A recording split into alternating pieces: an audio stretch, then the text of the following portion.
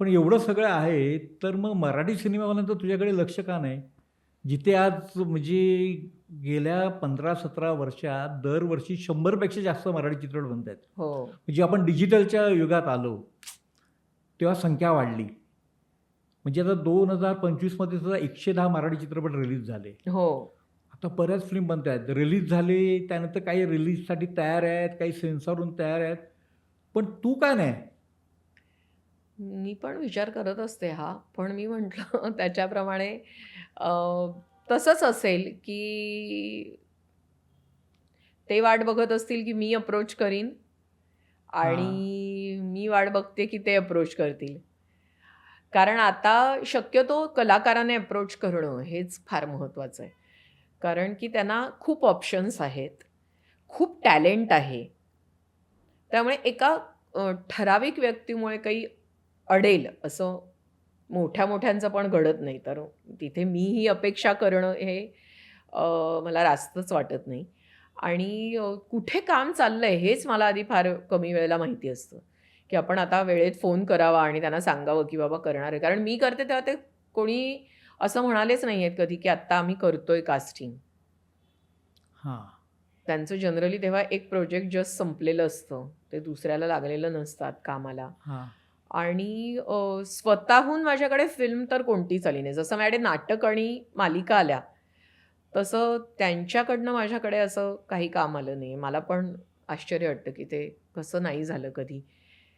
आणि अर्थातच मी म्हटल्याप्रमाणे मी ते घडवून आणणं मला जमलं नाही. त्यामुळे मला असं वाटतं, की ती पण म्हणजे माझ्याकडनंच ते राहिलेलं असावं. पण बऱ्याचदा असं आहे, की नाटकात काम करणारे बरेचसे कलाकार, त्यांची एक पायरी पुढची पायरी असते चित्रपट. मग असं कधीच कुठे मनात नाही आलं 25 वर्षात? माझ्या मनात आलं, पण मी तेच म्हटलं तसं, की अ, कुठे ते चाललंय आत्ता काम? कोण आत्ता फिल्म बनवतंय? तिथे कास्टिंग कोण करतंय? मग त्याच्याशी आपण संपर्क साधणं. मग कधीतरी असं झालंय, की मी 1-2 वेळेला फोन करून असं सांगितलंय पण, की मी श्रुजा बोलतीये, म्हणजे श्रुजा प्रभुदेसाई बोलतेय, मला अमुक-अमुक करायचंय.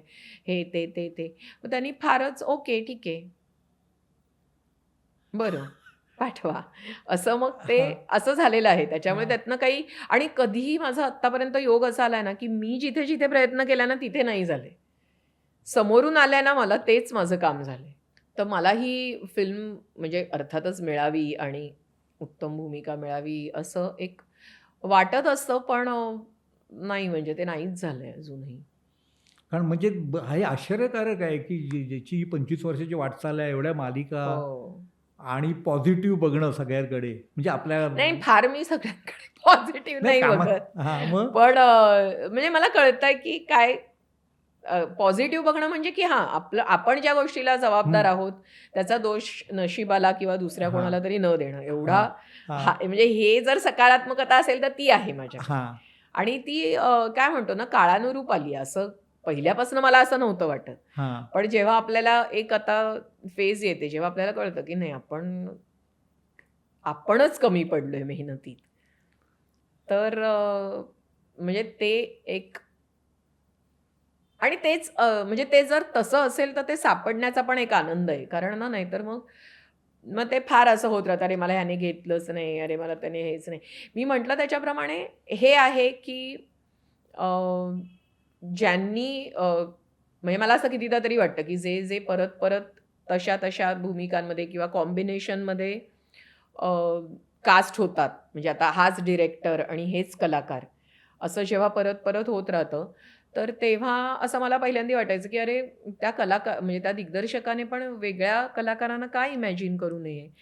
कारण त्याच्या प्रतिभेसाठी पण ते काहीतरी नवीन कामच आहे ना, बरोबर आहे. की आपण ते वेगळ्या प्रकारे, वेगळ्या चेहऱ्यावर, वेगळ्या पद्धतीने करून बघावं. पण मग मला असं नंतर वाटायला लागलं, की त्याची कदाचित दुसरी बाजू अशी असेल, की ज्याला आपण ट्युनिंग म्हणतो किंवा रॅपो म्हणतो, की मी ह्याला जर हे सांगितलं ना, तर त्याला बरोबर कळेल हे मला काय म्हणायचंय.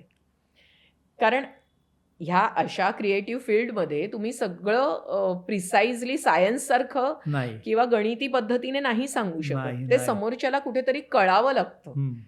की ह्या व्यक्तीला काय सांगायचंय. तर कदाचित त्या दोघांच्या त्या ट्युनिंगमध्ये तो विश्वास असेल, की मी ह्या व्यक्तीला हे सांगितलं ना, तर तो जास्त चांगल्या प्रकारे समजून घेईल आणि आम्हीच ॲज अ टीम म्हणून जास्ती उत्तम काम करू शकू. असं कदाचित थोडा भाग असावा, पण तो तसाच त्याच धर्तीवर सगळी कामं करू नयेत असंही मला वाटतं.